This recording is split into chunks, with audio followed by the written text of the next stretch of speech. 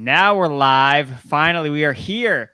Yes, the best ball boys are back, except we're not talking best ball. We're talking about DFS, week 1 DFS preview of the main slate. I'm your host, Andrew Erickson, joined by Jared Evans, social media guru and fantasy analyst over at pff.com. And we're going to be coming to you guys every single Friday around this time. We're still working out the kinks. We got some college football preview stuff going on, so we got to figure out when we're going to talk DFS, but it's going to be coming every single weekend to preview the upcoming main slate there. And Jared, are you excited about this slate? Week 1, we've had these salaries for a while now. Are you excited? Dude, hell yeah. Been waiting months for this. Week 1 DFS is always wild.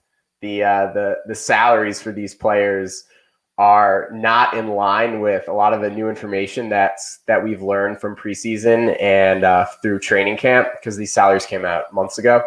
But it's going to be fun. It's going to take some monster scores to win tournaments this weekend, but that's why we play. Let's have some fun and talk through it. Yes, 100%. Like, if you're not putting up 300 this week, you may be going home without the money, but that's what we're here for, to try to work through some of these plays and talk about. We're not going to do we're not going to go game by game. We're going to talk about positions, the guys we like at quarterback, running back, tight end, wide receiver, and defense. We'll give our favorite pick, our lock of the week's favorite stack, all the good stuff that you need. And obviously we'll hit you with the most up-to-date injuries, because we have some of those. And make sure you go check out the PFF Fantasy Football Podcast, where Ian Hardy tonight also did a DFS breakdown. A lot of that still carries over from this, but we do have some more updated information that we can work with. So I will set the stage for you, Jared, here at the quarterback position. Who do you like this week at the quarterback position? So I am torn between two games that I really, really want to stack and use the quarterbacks for. The first one is the Cardinals and the Titans. That game is going to be really fast paced, and you have Kyler Murray, obviously, who has the rushing ability to just completely break any slate that he's a part of. And then on the other side, you have guys like Derrick Henry, AJ Brown, Julio Jones, who can really push the pace. I think this game has one of the highest totals on the slate. So I'm looking at Kyler and Tannehill. And then the other game that I like is Falcons, Eagles, and Jalen Hurts. Similarly, huge rushing upside, and he's a little cheaper than Kyler. And I think that game is going to shoot out. That's got a 49-point total, I believe, right now. I think it's been bet up over the last couple of days. So those are what I'm looking at for quarterback from the top right now.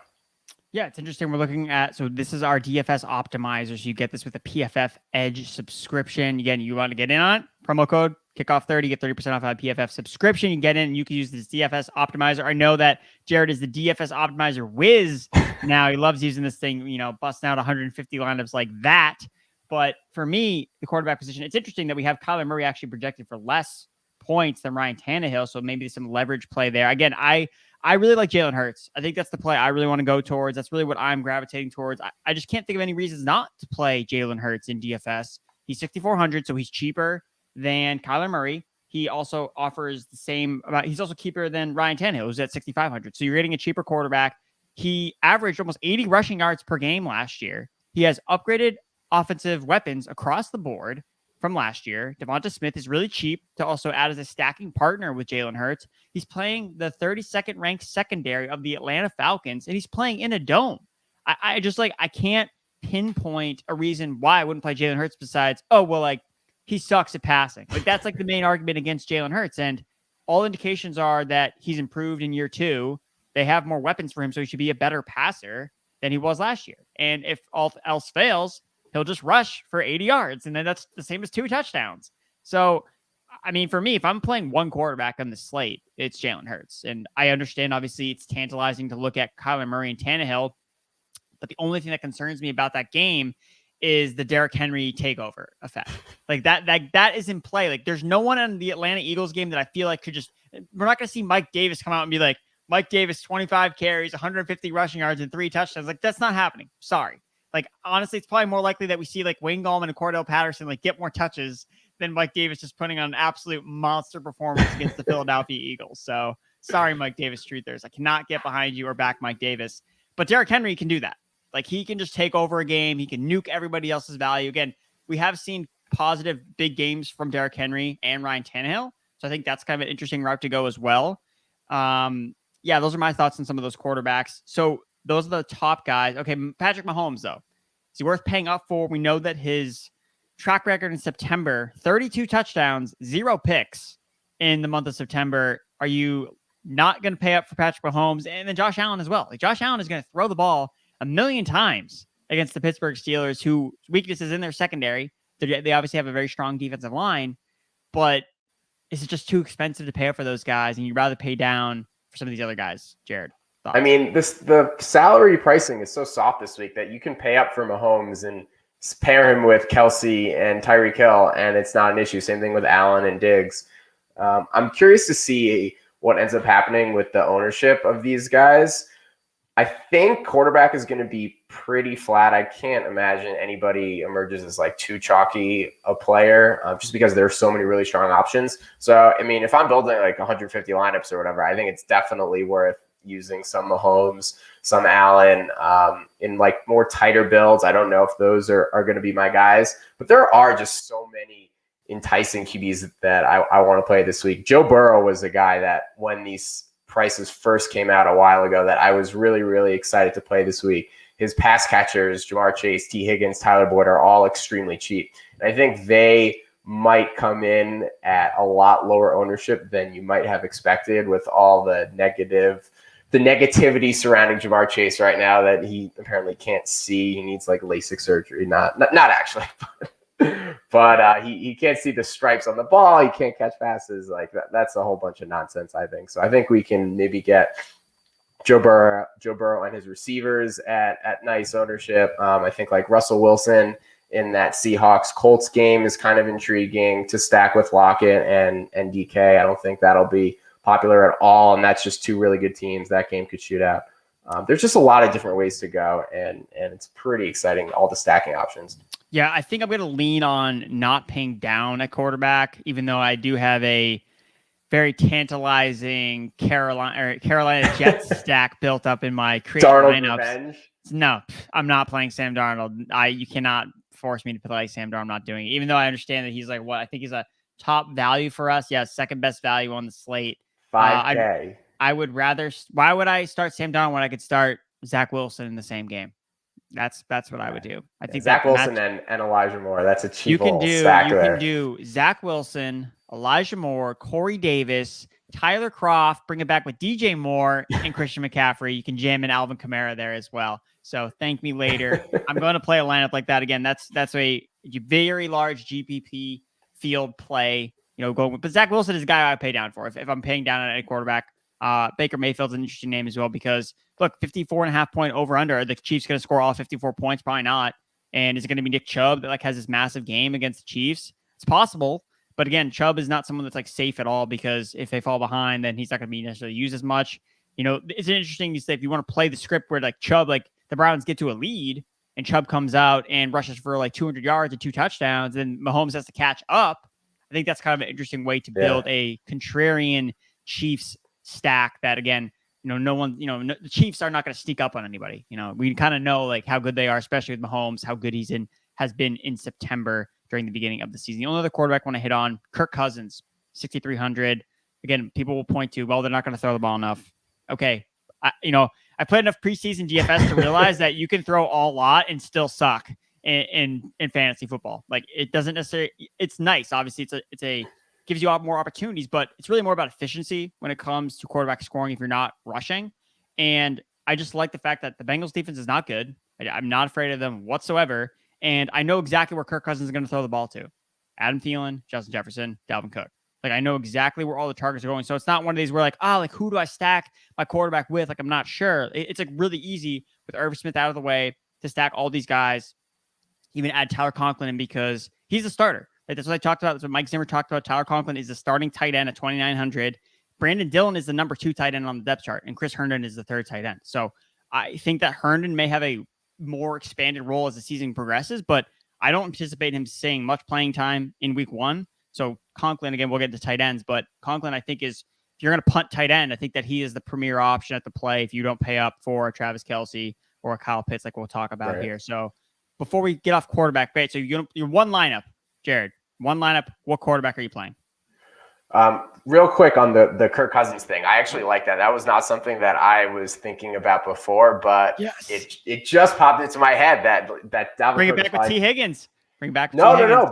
but Cook is going to be probably the second or third most popular running back with Kamara and CMC. And if Kirk Cousins has an awesome game, that means that Dalvin Cook probably did not. So you get leverage against all those other lineups. So I really like that shout. If I'm going one lineup, I am probably single bullet. Single bullet. I'm gonna roll with Kyler Murray and the rushing upside and just stack the heck out of AJ Brown, DeAndre Hopkins, and Julio Jones. Yeah, I agree. That was in my DFS cheat sheet. That was the quarterback that I would pay up for. He is the poster boy for the article. But again, if I'm only playing one quarterback, I'm going to Jalen Hurts because he is like the Eagles' offense. He is the identity of that offense. It's really easy, I think, to stack him. You don't even necessarily need to stack him a lot because of the rushing. That's what I've kind of found out doing a lot of research with his best ball correlations. Found that mobile quarterbacks, you don't need to force stacks. So I can just play him with Devonta Smith, or I can play with Jay Rager, or I can play him with Zach Ertz. Like, you just have to change one of these guys because part of his allure is rushing. And when he rushes for a touchdown, that helps nobody except him. So that's why I think that Hurts is just in a prime spot in a dome.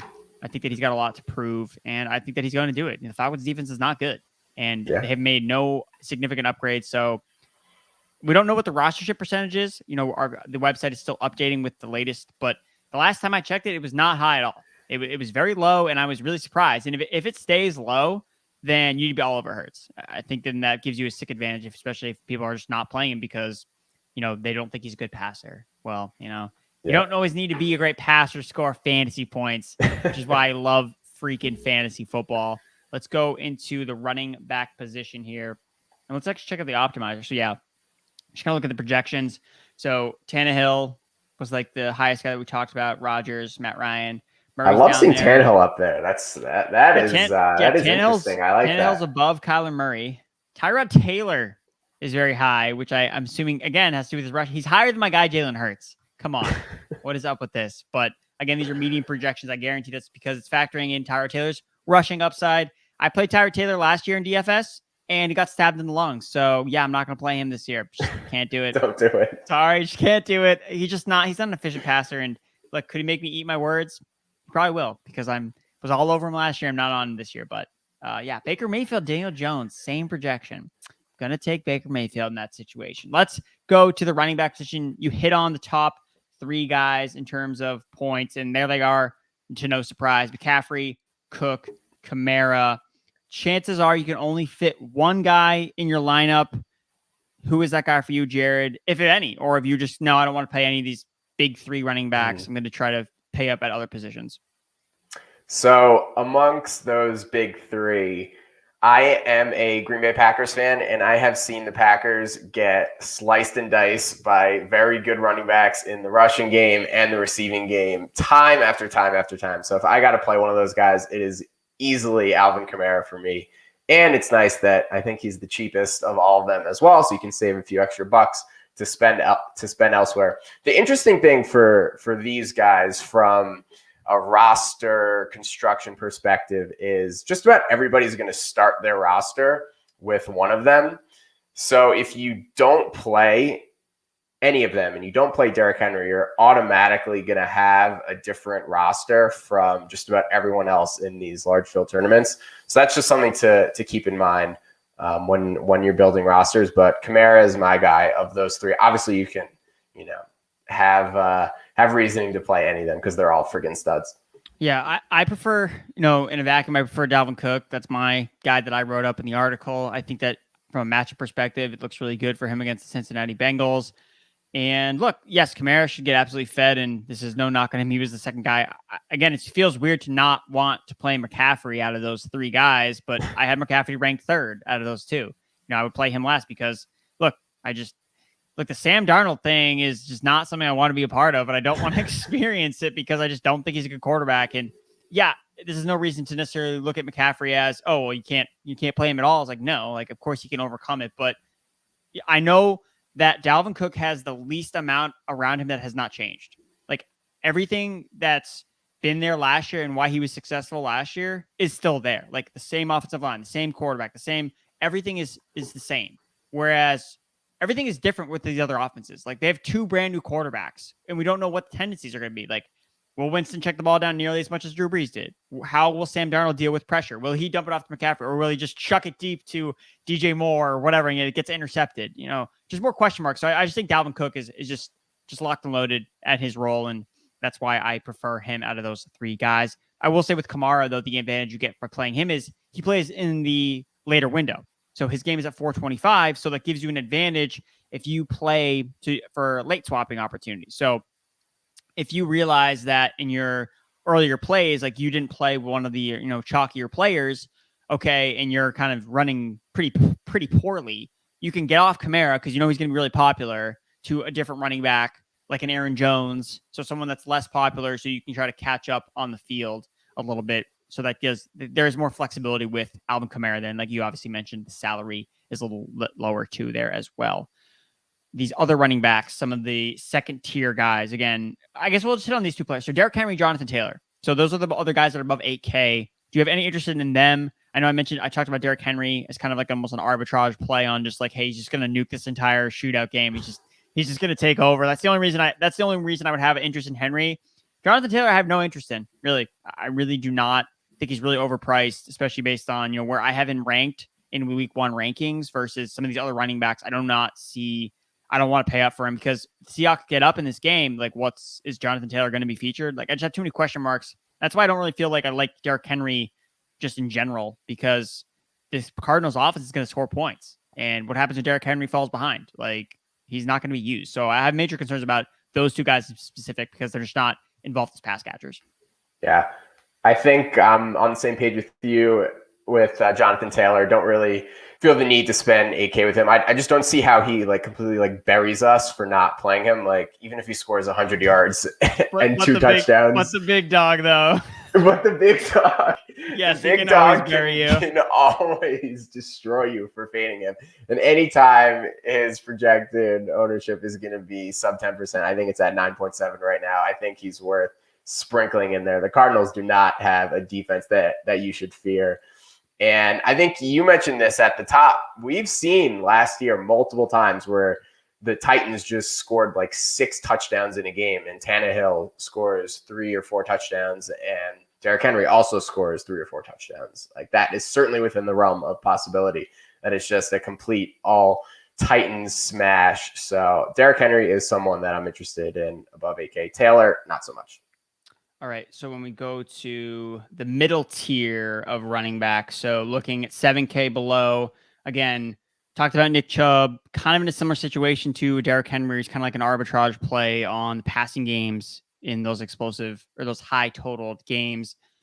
Aaron Jones, Edwards-Helaire, Sanders, Robinson, Najee, Mixon. Again, it's like Najee and Joe Mixon really stand out because they're just really underpriced. I would also say Antonio Gibson's underpriced as well because, they project to be, pretty heavily involved, and to see them below 6.5K is kind of, raises some eyebrows. Is there one in particular kind of in the middle tier that kind of calls out to you, whether it's from a leverage standpoint or just think, hey, this guy's just a great value. I think he's in a good spot. I think he's just going to score a lot of points. I think the 2 that stick out to me that are kind of going to go overlooked are Nick Chubb and Aaron Jones. I don't think either one of them will be played by very, very many people. And Chubb is interesting because a lot of people are predicting that the Browns are going to win the Super Bowl, and everybody's releasing their preseason NFL season-long predictions. And the Browns are the surprise pick to win the Super Bowl or, beat the Chiefs this year. So is it that crazy that they go into Kansas City and pull off an upset? They're 5-point dogs. I think the spread has been going down.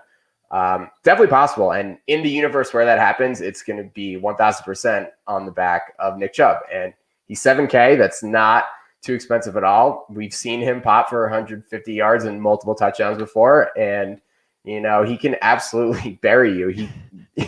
I remember, I think it was 2 years ago when he had 180 yards and 3 touchdowns against the best defense in the NFL, the Ravens at that point, just out of complete nowhere. Chubb's a baller. And the other guy that I'm interested in is Aaron Jones. This is his first game without Jamal Williams, so we don't really know what that is going to look like. But the Packers are awesome. They're road favorites in New Orleans in the Dome.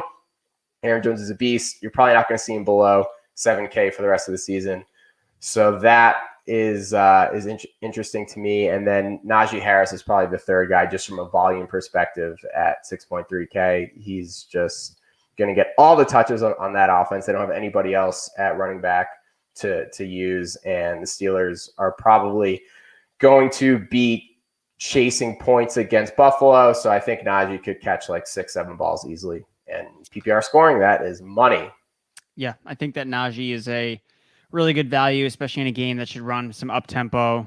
I tweeted about earlier today I had to move up all the Bills wide receivers after watching the Bucs game and realizing, if this team throws 50 or 60 times, all these receivers are just going to find a way to score a ton of points. It's just going to happen, especially in PPR, half point PPR formats where you're getting points for completions. Like you don't even need yards necessarily. So again, DraftKings PPR, you're going to see Najee Harris rack up some receptions. I like the play there. I like him over Mixon, and Mixon's been my guy, and I'm not on Mixon this week just because I really don't like the Bengals offense outside of T. Higgins because I think he's just really cheap.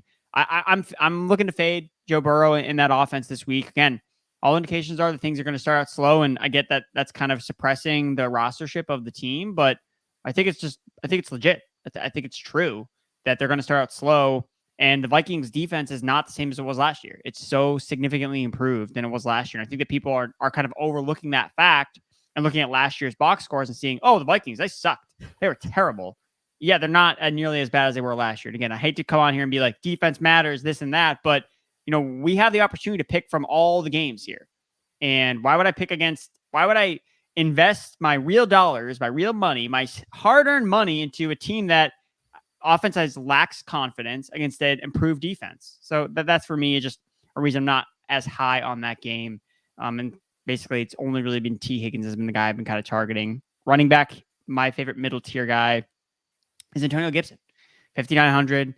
I don't think he'll ever be this cheap again is the number one reason why. And, Leonard Fournette's usage kind of opened my eyes a little bit last night. Again, I really looked at this game from last night and went into is like, what did I think was going to happen in this game? Why was I wrong? And how can I use what happened in this game? Not trying to overreact, but like, what did I miss, in my preseason analysis? And, I got really fixated on Leonard Fournette not working on third downs. And yet he didn't really work on third downs last night. Giovanni Bernard basically worked on the majority of them and in the 2-minute drill. Leonard Fournette still had 7 targets and 5 catches. Antonio Gibson doesn't work on third downs. It's true. J.D. McKissic does. But Antonio Gibson has been peppered with targets in the preseason on first and second down. So I get that, yes, we would want him to be on third down. Like, we're just like, yes, come on. Like, who cares about J.D. McKissic? But he's getting targets anyway. So I don't care what down it's on. So for me, I see Gibson with this full, complete skill set. I'm not afraid of the Chargers defense. They have good pass rushers. They don't really have good defensive linemen in interior.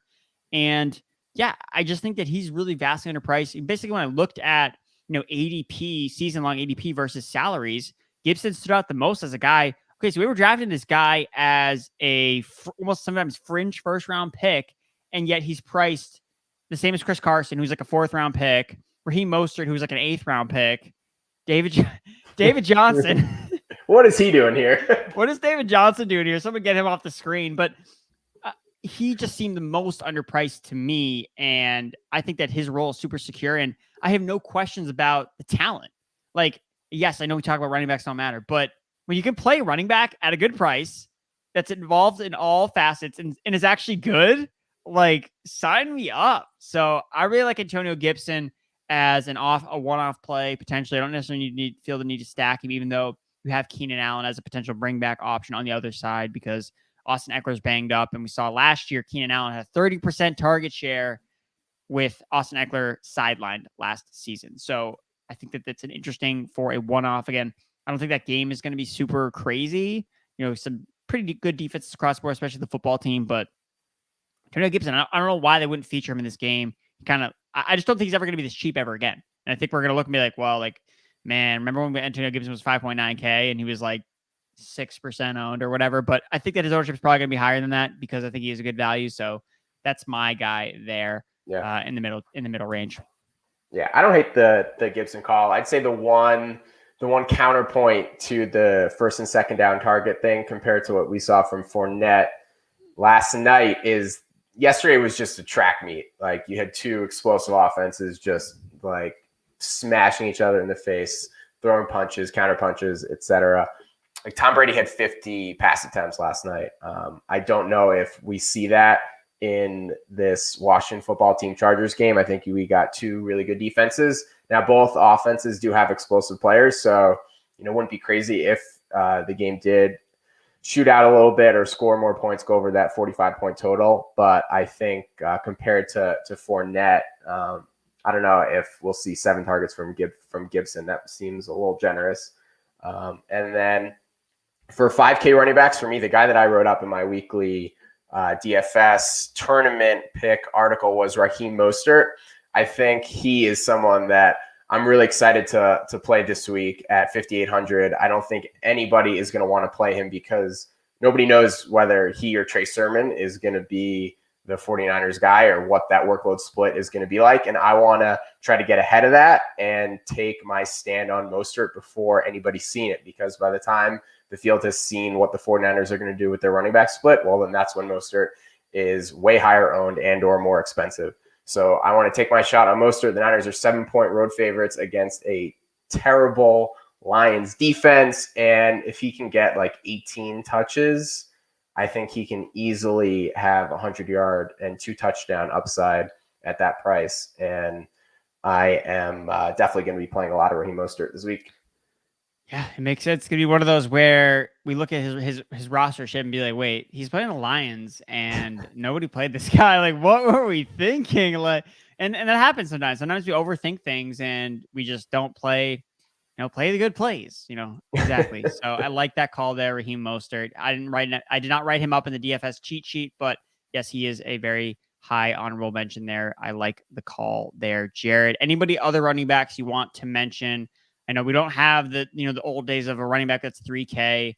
Those guys don't exist anymore. It's all 4K or above. Is there anyone else that are you interested in, or is that kind of, again, because paying, you don't want to necessarily play for like these fringy running backs because part of the running back position is like you should know what you're paying for. Like what the opportunity should be in the most part, especially when you pay up. Like that's what you're paying up for Dalvin Cook, McCaffrey, Kamara, because you're like, I'm locking in my 25, 30 points. That's what I'm spending on my salary. Last thing you want to do is spend a lot of salary on a guy that doesn't produce. Like that's how you just bottom out. So are there any other running backs you want to mention either in the lower tiers or just in general?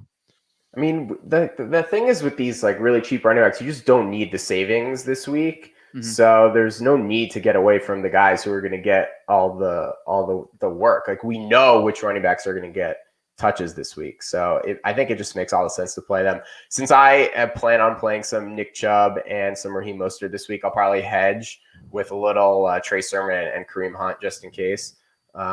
And Mike Davis is probably the only other guy worth mentioning. If you're going to play a bunch of Jalen Hurts and stack up that game, that's going to be probably a contrarian way of doing it because Kyle Pitts and Calvin Ridley are going to be extremely popular. And if Mike Davis, catches 6 balls and scores 2 touchdowns, then that's going to really hurt Ridley and Pitts. So other than that, I think we covered running back pretty well. James Robinson, kind of a similar situation to Raheem Mostert. Yeah. Would you? He's obviously more expensive. What's his salary? He's at 64. And it's weird because his salary was priced with ETN like in the range, like healthy. So he had the opportunity to like be the free square, but DraftKings had priced him originally as like not a free square. So it's kind of like, okay, like his salary is very interesting, I would say. And for me, I think it's fade spot, honestly. I think it's a fade spot. I looked at his numbers against the Texans last year, and he averaged 11 fantasy points per game. It was not great. Like he didn't even hit. One game he didn't even rush for like 50 yards, and the other game he rushed for under 100 yards and he scored a touchdown. So I'm just telling you, yes, is the Texans defense bad? Yes, it is. But James Robinson, for all the praise we gave him last year, he did not fire against this defense twice when he played. This is not a Derrick Henry thing where Derrick Henry literally plays the Texans every single week and is like should be projected for 200 rushing yards because that's literally what he does every single week. James Robinson didn't do that. He just didn't. And I don't think you should feel bad about not playing him in a game, especially with Raheem Mostert, who is cheaper. And I just have more confidence. Like, dude, and this is another thing. Tony Pollard was kind of more involved than I thought he was really going to be last night. Carlos Hyde is going to be more involved than we all think. I can guarantee that. And we know we're ready for it. We're ready to tilt it. Like, you're going to be really, really frustrated if you play James Robinson when you could have just played Mostert, who is at least going to be super efficient, could rip off 2 huge runs, 7 carries for 100 yards, 2 touchdowns, whatever. Take him out of the game, put him on ice. Fine. Like, James Robinson it's going to be a grind. I feel like you're going to be like, please just score me like 15 fantasy points. Come on, James Robinson. So yeah, he's a good play in season long leagues because obviously the matchup is really good, but especially also too, like, if they activate Duke Johnson for this game, it's like, oh my god, that's like a major red flag. Like, okay, like, you need to stop. And yeah, even if they use like Dare Ogunbowale, who it seems like they're just more open to using than the team was last year, there's a lot of red flags. So Robinson, I'm probably out on. The only other running back to mention is it's interesting, just as a cheap guy, is Chase Edmonds at 4,600. It's just because the price is really, really weird, and I think that it helps you get off more of the chalky builds if you go with a cheap Chase Edmonds, especially because if he's not owned a lot in the highest scoring game of the slate and he plays running back, then you could see him potentially being, a star. We've seen him pop. He makes big plays. He's explosive. So I think Chase Edmonds is an interesting guy just because of the price at 4,600. Yeah, he would pair really well with like Ryan Tannehill and Julio and AJ Brown, a lineup like that where you're just really playing for that game to shoot out. And Edmonds is the passing down guy. So yeah, and then just as a last note, just because in the wake of the Austin Eckler kind of injury thing, so if Austin Eckler misses this game, do not play Justin Jackson. Do not play any of these running backs because Justin Jackson, yes, will he be involved in the passing game? Yeah, I think he will. But there are immensely way more better plays at receiver that you could play instead of Justin Jackson at 4K. Like, I'm just telling you that right now. So Justin Jackson is not going to be efficient on the ground against the football team defense. So do not fall for the Justin Jackson trap, I think is kind of what I would say of Eckler, because people are going to scram and be like, oh my God, like, got to jam in Justin Jackson. It's like, no, like, you do not, especially on this slate. Like, there are no free square running backs on this slate, and we don't need them because we have a lot of cheap receivers that we like, which we'll get into now. Let's go to the receiver position. We're 30 minutes in. Jared, paying up for receiver. We have studs across the board. Again, you've already talked about some of the stacks, so we don't necessarily need to hit on those, but are there any specific receivers that are like, I just need to find a way to get this guy in my lineup? Yeah, Calvin Ridley is the guy that I need in pretty much every lineup. That's the correct answer. Yeah, yeah. I don't see how I get off him this week. I've been playing receivers against the Eagles with great success for what feels like years. They just cannot field a confident secondary. Darius Slay is their number one corner. He's a solid player, but he just cannot hang with like the elite alphas. Devontae Adams has just put him in his back pocket on numerous occasions. And I think Ridley is just going to get like 12 plus targets. He's our PFF fantasy projections have him as the number one wide receiver this week. And I just cannot disagree with that. It's just such a great spot. And I want to play all the Calvin Ridley this week. 100% agree. Lock in Calvin Ridley. 11 targets per game with that Julio Jones last season. Matt Ryan just peppers this guy with high value targets downfield, targets in the end zone. And yes, can Kyle Pitts, rain on his parade a little bit? Maybe. But when in doubt, we know Matt Ryan's going to throw the ball to Calvin Ridley. It's just locked and loaded. They're in the dome. And I like Ridley even more because I know that I can pair him as a bring back with Jalen Hurts. Mm-hmm. Like, I can load up on some of these Falcons studs, play Hurts. So, I mean, a lot of my favorite plays are just kind of merging together into one cohesive team that I'm envisioning in my mind. So I absolutely love the call on Calvin Ridley. It is slightly terrifying to not want to pay up a little to get Devontae Adams because, again, the dude is just a machine and can just basically go off at any time. And the Saints seem like they don't have any corner. I mean, Lattimore, the thing with Lattimore too is he doesn't cover bad players good or very well. But when he plays like stud receivers, like he like shows up more and he's like more motivated to play well. Again, this is not any reason to think that he could slow down Devontae Adams, but I mean, we know no one's going to be able to throw on Calvin Ridley whatsoever. So again, I will take some of the savings there and play some Calvin Ridley. Just better game environment, I think. And you're in the dome. You've got, Packers, Saints are playing in Jacksonville. Who knows what that's going to be like. So I like the call there. DK Metcalf. I know you mentioned Russ. I'm probably going to. So we know that Xavier Rhodes is out. So I've seen a lot of things like, oh, DK Metcalf, like, here we go, like DK Metcalf. This is a fade for me because I think that this game is going to be a slog. I think you have two teams that want to run the football. And if it was in a different situation, again, this could bury me. Russ, Lockett, Metcalf, 100% could just totally ruin me because they just go off. It's totally possible. But in a matchup against the Colts, who do not seem like a team that wants to push the narrative any way whatsoever, meaning if the Seahawks jump open to a lead, I don't think it matters who's covering DK Metcalf because Pete Carroll is going to be like, feed Chris Carson. Let's get him going. Chris Carson is healthy at the beginning of the season. Like, I feel like they could feed Chris Carson a lot more. I mean, remember last year when Russ was cooking, it was all terrible defenses he was playing against really, really good offenses. It was the perfect storm. And this Colts team is like the complete opposite of that. Like we have Carson Wentz on one leg coming in, want to run the football, feature Jonathan Taylor. They just paid Naeem Hines. I know, Jared, you just did the write-up for it. So, yeah, I think I'm going to fade the Seahawks passing attack, and it could totally end me. But, again, like you said, like there are other options I can go to. I can go to Ridley. I can go to Adams. I can go to DeAndre Hopkins. So I'm not going to probably pay up for Metcalf. Yeah. So before the Xavier Rhodes news, because I think Rhodes was projected to cover DK. So PFF's handy-dandy wide receiver cornerback matchup chart actually gave Lockett, I think, like a top 15 matchup this week.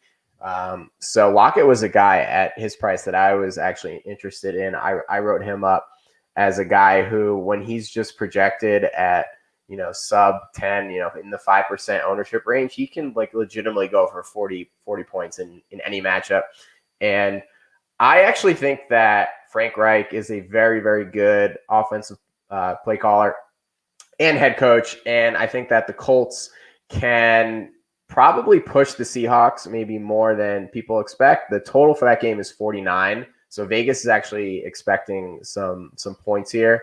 So I don't know if I'm going to get up to DK and like full blown game stack this game, but like Lockett as like a 6K receiver who's cheap, who nobody's going to play, was kind of someone who stuck out as interesting to me, actually. Yeah, I could get behind that. I can get behind going with Lockett. Again, the guy saw the same amount of targets as Metcalf did last year. They paid him, and he offers probably the same amount of upside as Metcalf. It's just really, a lot of times we didn't even really see both these guys hit, especially early or especially in the later part of the season. It was only one of them would actually like legitimately blow up. So, yeah, I like the savings there with Lockett, especially because there's a lot of stars and scrubs approach with this slate. So that 5 to 6K range of wide receiver is going to just be overlooked in general. I just don't think there's going to be a lot of people playing a lot of those guys from that range. And I know one of the guys I like in that range as well is DJ Moore. The Jets secondary is just absolutely atrocious. And we saw Sam Darnold just pepper DJ Moore with targets in the preseason. He had 6 targets in a half of football. Like, DJ Moore is going to see double-digit targets, and I would not be surprised at all if he goes for 100 yards against the Jets. Again, they could be all, slants, bubble screens, but DJ Moore's talented enough as a yak guy to just break tackles from these Jets secondary that just can't cover anybody. So I think that DJ Moore is an interesting piece there as well. The other guy, again, we talked about him in stacks, but it's AJ Brown. That's the other thing. I want to play AJ Brown instead of DK Metcalf. Damn right. I did. AJ Brown has set up so well to smash. Talked about this on the PFF Fantasy Football Podcast, but basically looked at the Arizona Cardinals coverage unit. Cover 0, cover 1 is what they run. And AJ Brown was a freaking monster against that coverage last year, like a 92.3 PFF receiving grade, 30% target rate. And interesting enough, like Julio Jones was not good against cover 1, cover 0 last year. So I think we could really see. I always kind of envisioned this Titans offense as we were going to always see one of them kind of go off every single week, just because the passing volume is going to kind of be capped. And that's kind of how we saw it with the Falcons. Like, it was usually never Julio and really both blowing up. It was one of those guys because they're just the sheer presence of one of those players just opens things up so much more for the other guy. Like, Calvin Ridley had a perfect passer rating against man coverage with Julio Jones on the field last year because the defense has to account for Julio Jones. So with Julio on the field, I just think Ryan Tannehill's going to be like, all right, AJ Brown man-to-man? Oh, okay, great. And I just think AJ Brown is just going to look like a freaking god against the Arizona Cardinals, who also have backup secondary guys in. So again, I understand that DK Metcalf's getting all the love now because, Rhodes is out. Like, oh no, like Rhodes is out. It's like, yeah, but like the Cardinals are like playing all backups. And we already knew this. So take advantage of the recency bias of this news where, did we think that Xavier Rhodes is really going to slow down Metcalf anyway? Like, I didn't think that. Like, it's like, okay, you're just kind of putting in another corner he's probably going to be able to beat anyway. So I think that's a opportunity as well to kind of take advantage of some of the news that could sway where players go. Yeah. I love that call. Yeah. Get AJB into your lineups. Just do it. Yes, you just got to do it. Even if you'll game stack him just as an add-on, as a one-off. I just really want to play AJ Brown.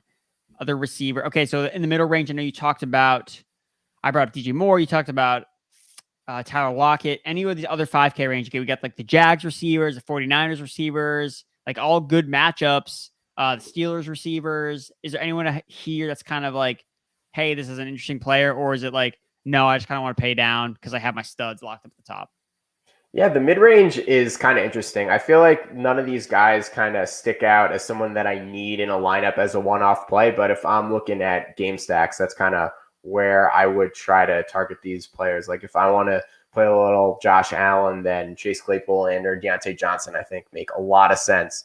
And then I kind of hit that I like Burrow this week at the top. And, Jamar Chase, T. Higgins, Tyler Boyd, the three of those guys are really cheap. And, we know exactly where all of Burrow's pass attempts are going. It's going to those three. So I think that is kind of interesting.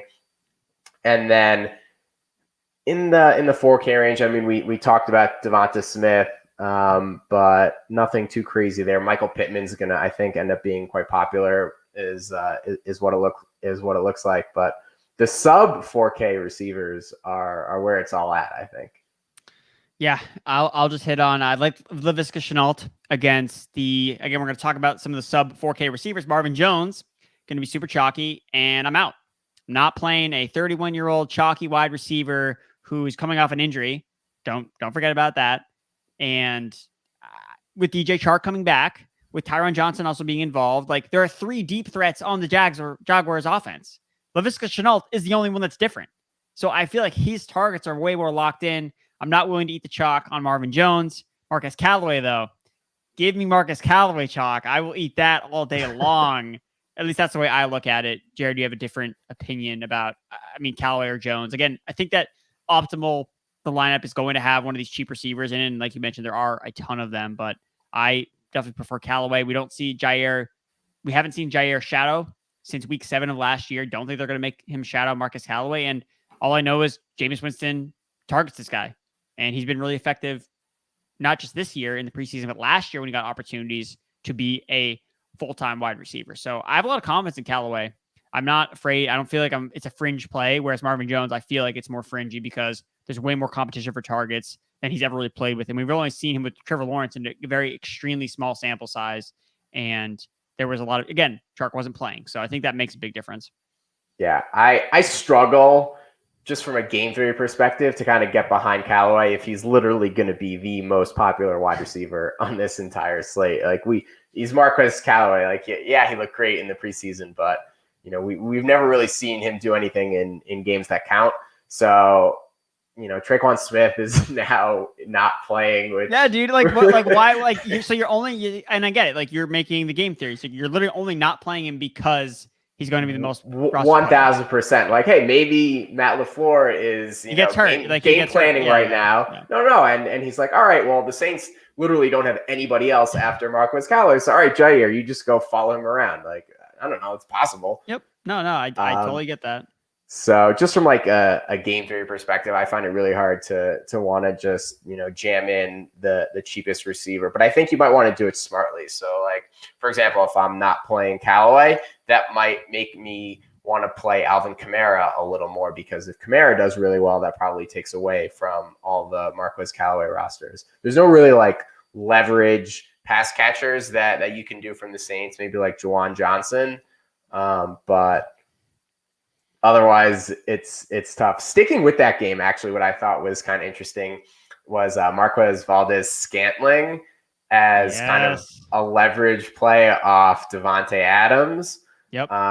Because he can smash with a 60-yard touchdown in any matchup. And Aaron Rodgers posted an Instagram story earlier this week of him, locked in arms with Marquez Callaway, with Marquez Callaway, saying that's my guy. So, I mean, come on, who am I to deny Aaron Rodgers' Instagram, whichever social media person he has posting his content for him. But that was something that I was thinking about today. That was kind of interesting. Nothing would be more week one than for everybody to look at their DFS lines and be like, oh my God, I started the wrong Marquez. What was I thinking? It wasn't Callaway. It's MVS. It was MVS, Valdez, Scantling. No, I could not agree more. I like the Valdez Scantling call. He's a guy you should late swap to 100%. If you're buried, you need a high upside play. You got to first swap off Callaway, like number one thing. Like he's going to be super chalky. If you have him and you're not doing well, like just get off of him right there and then.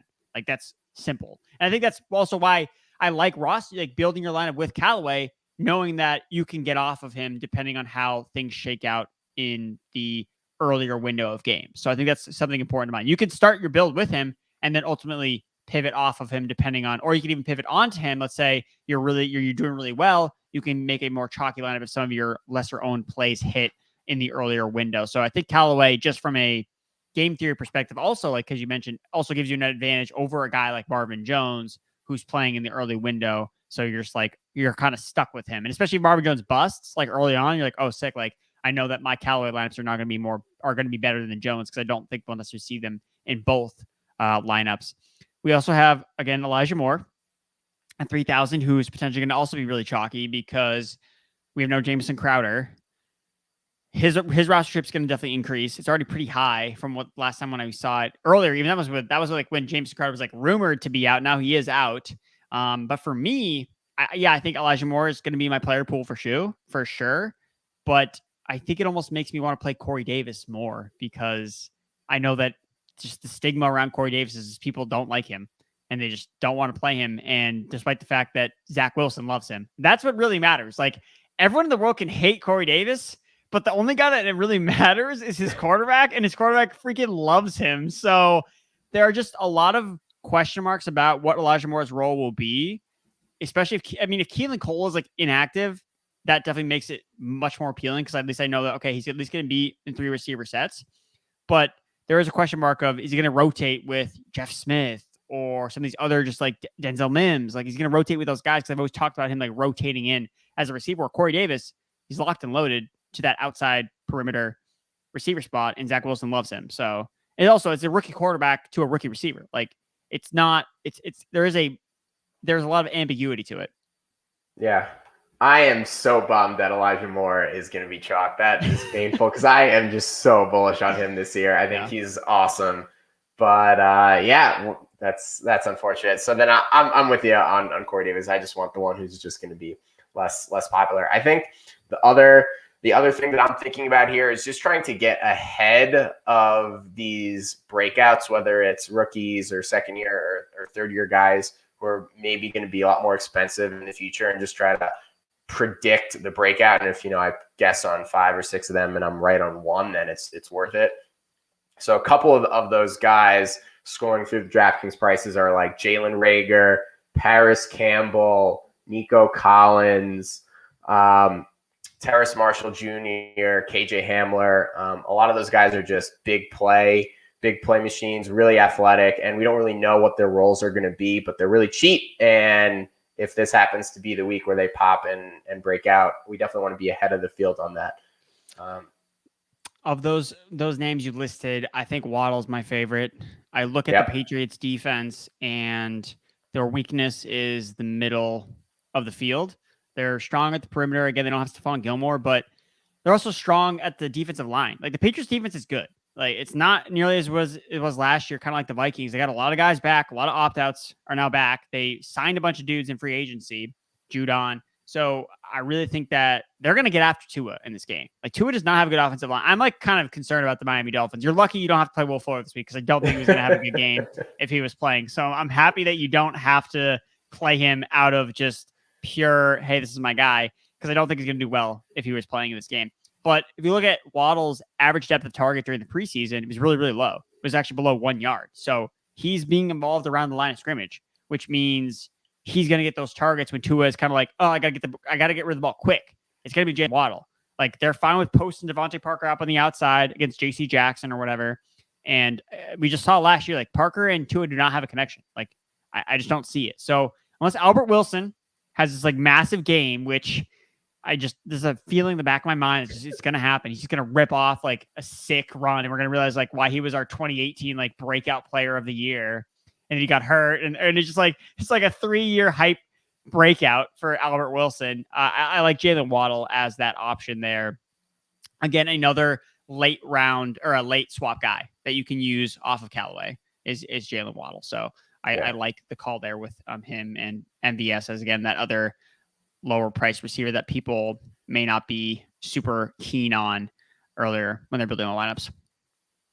Yep.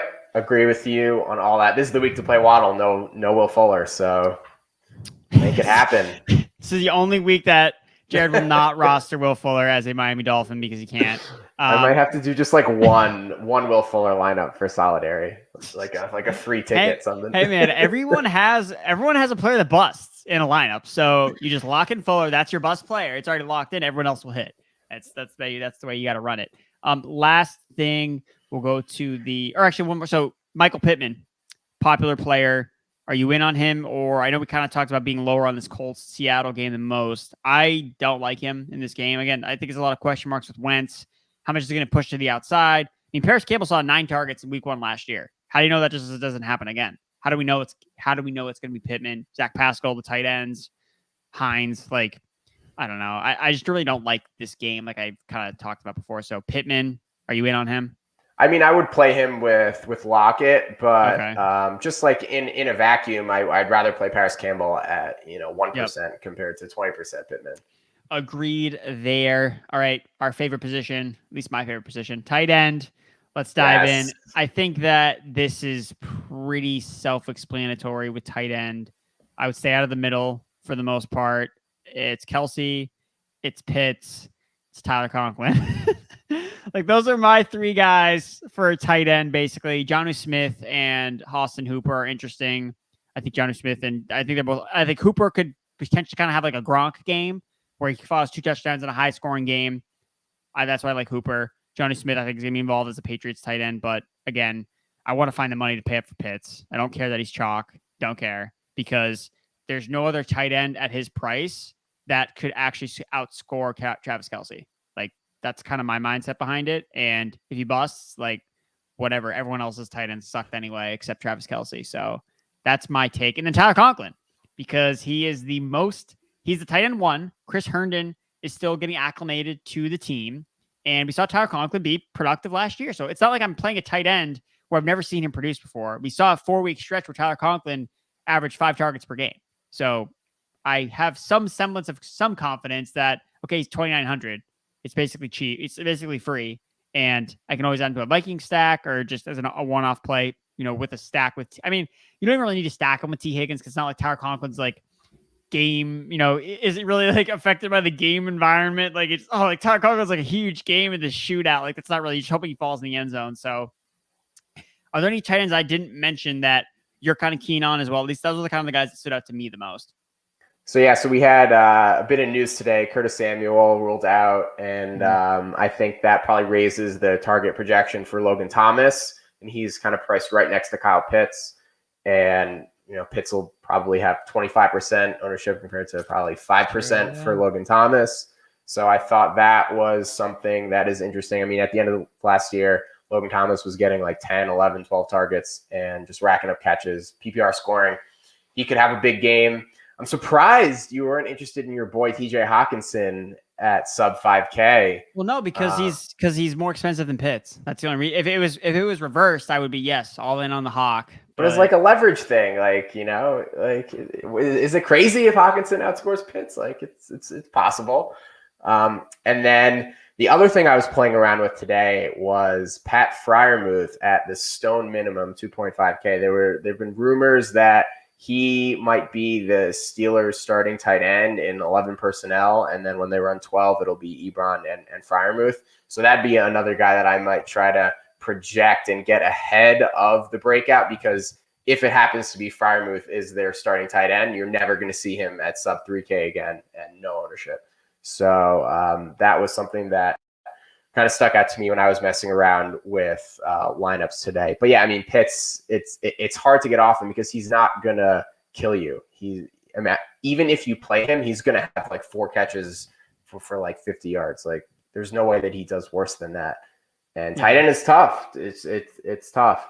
Yeah, so, I mean, look, next week will be better because we'll have routes run to look at with tight end. Yes. So we'll have much better plays at tight end. But I just don't. I think this is a scenario where, again, yeah, you're going to eat some chalk in your lineups, whether you're playing tournaments, whether you're playing cash. You're going to eat some of it, and I think Kyle Pitts is fine. Look, would you play him with Ridley in the same lineup? 100%. I mean, Matt Ryan is going to be able to throw enough where he would support 2 receivers. And again, I just look at. I mean, Kyle Pitts. Again, everyone talks about it in fantasy. He's like, oh, he's a receiver. He's a receiver. It's like, okay, sick. So I can play receiver, tight end. Like that's freaking fantastic. Like that's all that because he's also never going to be this cheap ever again. Like hands down. And I'm going to frame it somewhere in my room. Kyle Pitts, 4.4K. Remember the date and time where you were when he was 4.4K because he'll never be this price ever again. And I'm not, look, man, it's FOMO, man. I'm not going to miss out. Look, I've been on the, I guess, fade Kyle Pitts. Again, he's my tight end 6 in season long leagues. Like, sorry. I just liked Mark Andrews and Hawkinson more because they're always going cheaper. But in this particular case, he was cheaper than Hawkinson. So I'm like, okay, like this is where I can get, I wanted to get Kyle Pitts at value. And this is where I can get him at value. And it may never be ever like this ever again. So I don't want to miss out. And he also fits into a lot of the other plays I like on the week, like Ridley, like Jalen Hurts. So it kind of works out in my favor that it kind of all meshes together at the tight end position. But I like that Freiermuth pick. That makes a lot of sense. So, Conklin is my guy, but if I can move down to Freiermuth as another starting tight end that's in a offense that should throw the ball, I like that call as well. I might need to sprinkle some Freiermuth, especially because, again, I mean, Dawson Knox, I know he's been our guy on the one or the 2 or 3 game slates in the playoffs, Dawson Knox, but I have concerns about I have not seen the routes run for Knox, so I cannot play him this week. Sorry, buddy. Not the week for you. Maybe in the 1 p.m. only slate, we can do some Dawson Knox. Dawson Knox. All right, let's move to DST and then we'll do our locks of the week or whatever. For me, I got 3 defenses, and they all kind of come up here. It's crazy that the Atlanta Falcons are projected for our second most points, and they are the cheapest defense. So I think that kind of tells you right there what defense you really should be targeting is the Atlanta Falcons. Like that should be the defense you're looking at. Look, I talk about Jalen Hurts, but Jalen Hurts also had the highest turnover-worthy play rate of any starting quarterback that's on this slate last season. Like he's turnover prone. Like it's just a fact. And I understand like the allure for the Broncos defense because playing Daniel Jones is a freaking cheat code.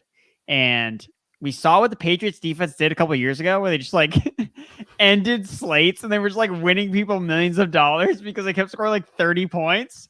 And I'm afraid the Broncos could be that defense this week. So I am willing to obviously sprinkle in the Broncos defense in tournaments. I think in cash, I think you should go with the Falcons at 2,000. I really think it's not too hard to see them easily pay off. Again, all defenses have the same ceiling. So paying up for the Broncos, at the cost of a lot of other positions doesn't necessarily make a lot of sense.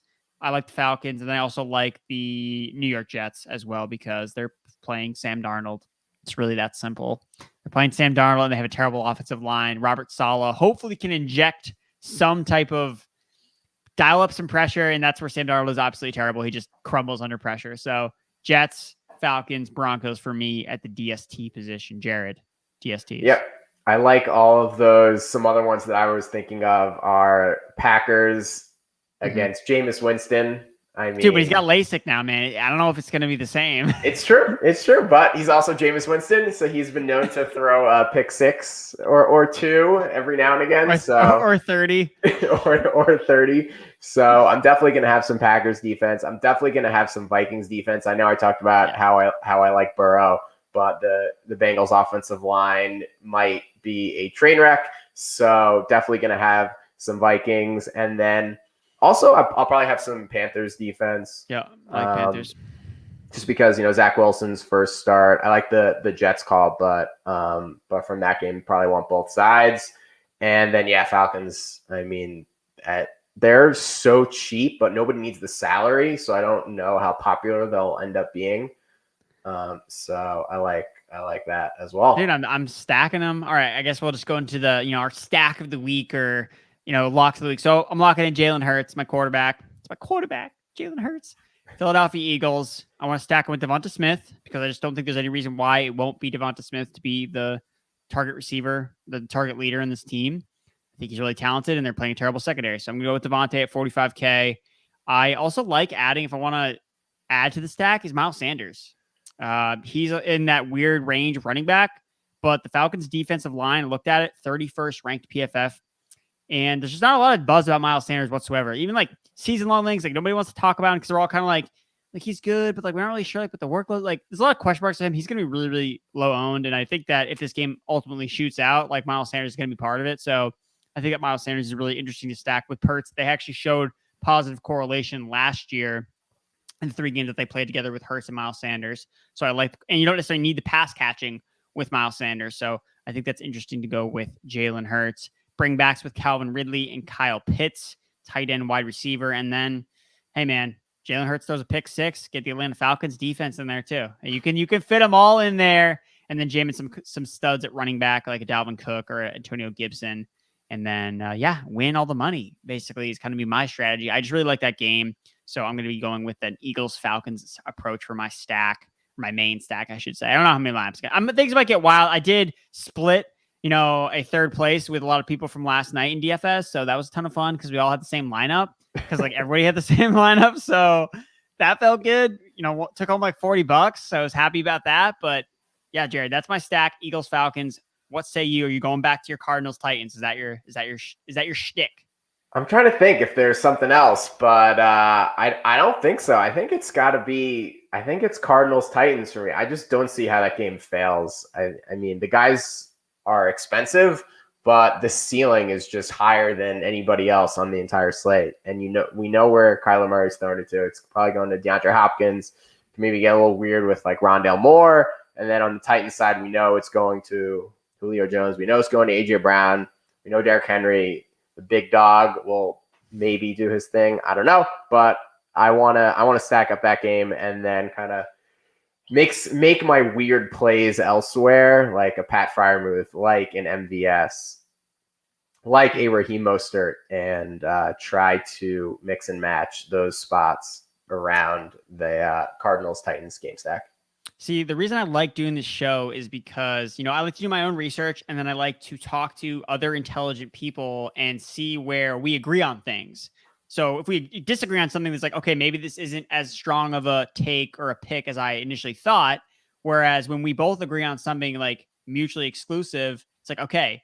And the MVS thing is the thing that sticks out the most because I didn't even write it up. Actually, I was like, I looked at the values. I was like, oh, like MVS, like he kind of like stands out here a little bit. And, the Saints don't really they have Lattimore, but then their second cornerback, I believe, is Desmond Trufant, who was terrible last year for the Detroit Lions. So if MVS has a big game, people, where you heard it first. The PFF DFS Week 1 main slate preview, Marquez Valdez-Scantling, the Marquez that you want to start in your lineups. Again, I still like Callaway, but maybe I'll start both. The double Marquez attack. But I'll probably do some late swapping, honestly. It's going to be like Callaway and Valdez-Scantling as things change in the late hours. So again, those are our stacks. We just have one question here from Nicholas. What about Troutman or Jonnu Smith? So I mentioned Jonnu Smith as someone that I think he's okay, but again, ideally, I would just like to pay up for Pitts at that point. Pay an extra $300 to get up to Pitts. We know the Patriots tight ends are going to be featured, so I think that's a reason why you should do it. But at the same time, we know Pitts is also going to be featured in the offense too. So I think I would just try to find and pay up. And Troutman, you can't play Troutman because he blocks too much. Isn't he injured? Isn't he like on IR? I don't think he's on IR, but I would definitely say to not. I would rather play Juwan Johnson at wide receiver. Oh, wait, he's at wide receiver? Yeah, he said wide receiver. DraftKings did us dirty. That sucks. No, you can't play Troutman. You can't play Jawan Johnson. I'm sorry. That is just not fair. Chris Herndon? What about Chris Herndon? Do we dare? No. Tyler Conklin is the play. It's not Chris Herndon. Kyler, Peter Majet. We talked about Kyler in the beginning, so if you go back, you can rewind. This will be up on the. Love Kyler. That's my dude. Yeah, we love Kyler. He's a good play. He's on the. I wrote him up. I think Jared wrote him up as well. Check out pff.com/fantasy, the DFS tab. Go check it out. Make sure you guys go check out the optimizer. Yeah. All right. Let's just run it for the folks at home and see who pops out in the optimal lineup. Here, quick. Maybe you take a screenshot. There you go. That's all you need. All right. Let's run it and see just straight who's in the optimal. Oh, Calvin Ridley's in the optimal lineup. Oh, Raheem Mostert. Hello. Raheem Mostert, Mahomes. So the Marquez Callaway. No surprises there. I can't believe Marvin Jones is chalk. When you said that, I was very, very floored. Dude, he's gonna people want to play him because he's cheap. So, yeah, guys, if you just play this lineup, I mean, we should honestly, Jared. Do you want to do a contest where we do head-to-heads? So it's me, you, versus the machine, versus the opto. We're gonna get buried by the computer. It's gonna be a bloodbath. Oh man.